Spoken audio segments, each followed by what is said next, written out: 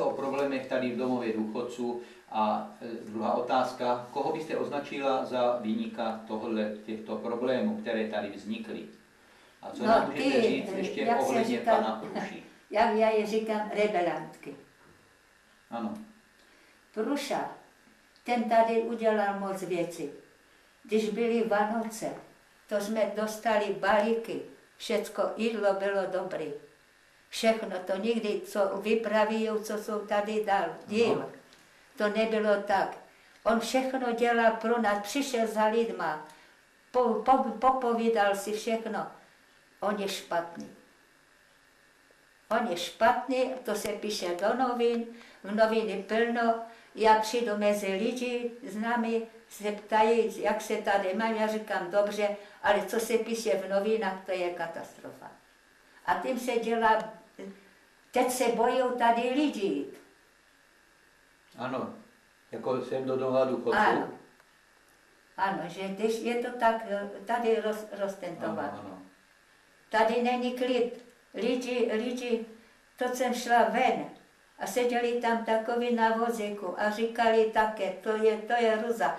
Bylo tady zabava, vždycky tady naši muzikanti hrali, to jenom většinu ti z toho, jak jim říkají, no takový či postižený na vozíku dovezou. Jo, ano, pro ty postižené jako. No, ale těch málo, nemá žádný zájem o nic. Každý je úplně otravený tady teďka. To znamená, že jak to není pan Pruša, že je to jako horší? No je to horší, když je pryč, tak je to horší. A za něho to bylo lepší? Lepší lidi byli veselí, všechno. Však vidíte, jaké máme balkony viděli jsme, ano, jsou pěkně spravené. No, mě přišli dcery, tak mě říkali, babi, mě je tam na balkon, když tam spadne, to bylo až železa vydrmbené. Když jsem tady přišla, říkalo se, už se budu spravený pro peníze a už se dělalo. Ještě brblali tam na ten prvním, že to přes zimu, říká, já jsem musel ty peníze vybrat, protože by propadly. Ano. No, to je všechno špatně, proto, že byl pro ně a ne pro nás. Že pro ně nebyl a s náma byl. Že byl pro lidi, že chtěl pro lidi něco udělat. Ano. On šel pro lidi, pro ty obyvatele. Určitě. No, to vidíte, teďka, už to se čičku na ty chudáci tam dolů, jak jsou nemocní, už se to zase trochu spravilo, ale to však vám to povědají, kteří tady 15 let bývají, jak to vypadalo tady. Takže za pana Pruši to bylo lepší, ano? Lepší, 100krát lepší. To se nedá popřít.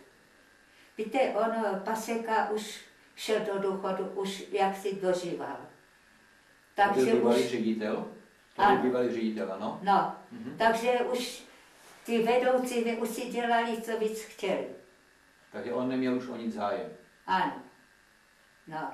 On nechodil mezi lidi, jenom viděla jsem kolikrát, když se na tu oběda nebo dom. To bylo všechno. A pana Prušu jste vydali častěji?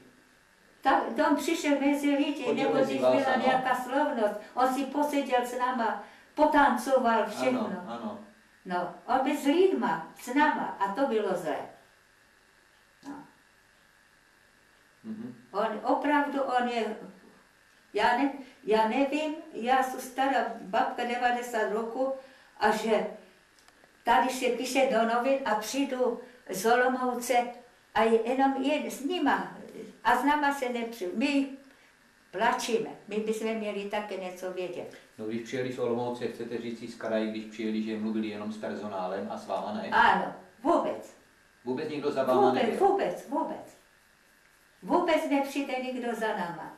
Já jsem viděla dvakrát, tady byla, to myslím, týden nebo jak, kontrola. Ano. Seděli tam, je místnost, tak tam seděli s tu vrchní sestrou, co je teďka nová. Ano. Jako zastupuje toho ředitele. Ale za náma nikdo nepřijde. Jste spokojení, nebo je to pravda, nebo není to pravda, ano. co se jenom, oni řeknou, to je všechno nový. Takže pouze za nima a za váma nikdo nepřišel? Vůbec. Dobře. Vůbec. A poškodila vás nějak tato situace, která nastala tady na domově, tím, že ředitel Pruša tady už není, po tu dobu, co tu není? Poškodilo vás to nějak? No jistě, že to je vůbec mrtvé. Tady se nic, třeba se soutěžilo, nebo nic. Až teď, až má přijít ta ředitelka nová, tak máme jít soutěžit do Liby. Soutěžní hry. Ano. No.